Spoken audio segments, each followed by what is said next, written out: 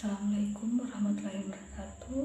Perkenalkan, nama saya Rawati Atembang. Saya berasal dari kelas D semester 1. Di sini saya akan menjelaskan tentang tugas kedua dan tugas ketiga dari mata kuliah Sejarah dan Filsafat Pendidikan Jasmani, yaitu mengenai Ganevo, kurikulum Indonesia dari masa ke masa, pengertian tujuan dan ruang lingkup pendidikan jasmani, undang-undang tentang pendidikan jasmani.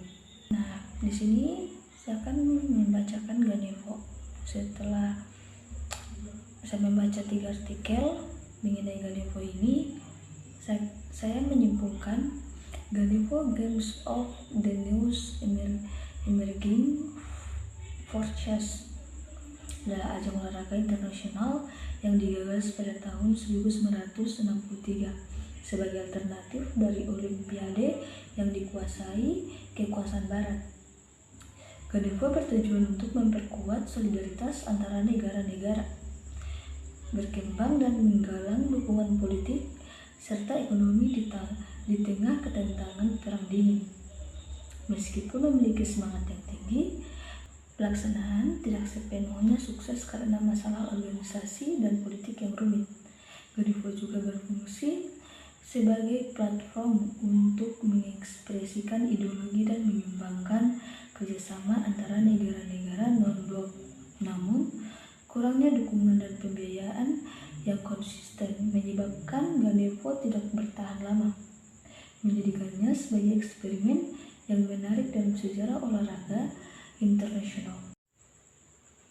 Tugas ketiga mengenai kurikulum Indonesia dari masa ke masa. Nah, setelah saya membaca 5 artikel, saya menyimpulkan bahwa kurikulum Indonesia dari masa ke masa itu membahas perkembangan kurikulum Indonesia dari kurikulum 1947 hingga kurikulum Merdeka. Penulis menekankan pentingnya fleksibilitas dalam kurikulum agar dapat menjawab tantangan zaman dan kebutuhan peserta didik yang beragam. Laporan ini fokus utamanya adalah implementasi kurikulum 2013 dan pergeseran ke kurikulum Merdeka.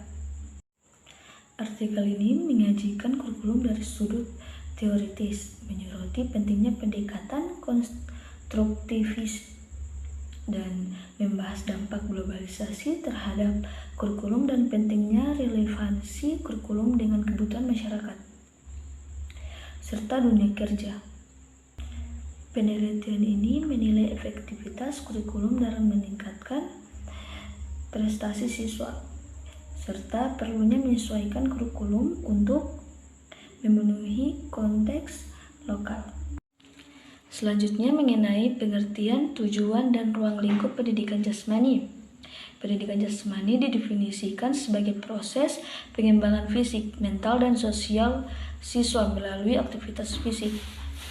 Tujuannya adalah membentuk individu yang sehat dan aktif, menggarisbawahi pentingnya pendidikan jasmani dalam mengembangkan kebugaran dan kesehatan, serta peran aktif fisik dalam pembentukan karakter. Menjelaskan ruang lingkup pendidikan jasmani mencakup pengembangan keterampilan motorik, emosional, dan sosial yang saling berkaitan. Menganalisis peran pendidikan jasmani dalam mendukung kedisiplinan dan kerjasama siswa, serta menyalurkan minat olahraga. Meneliti pengaruh pendidikan jasmani terhadap prestasi akademis siswa, menunjukkan hubungan positif antara aktivitas fisik dan hasil belajar. Selanjutnya mengenai undang-undang tentang pendidikan jasmani.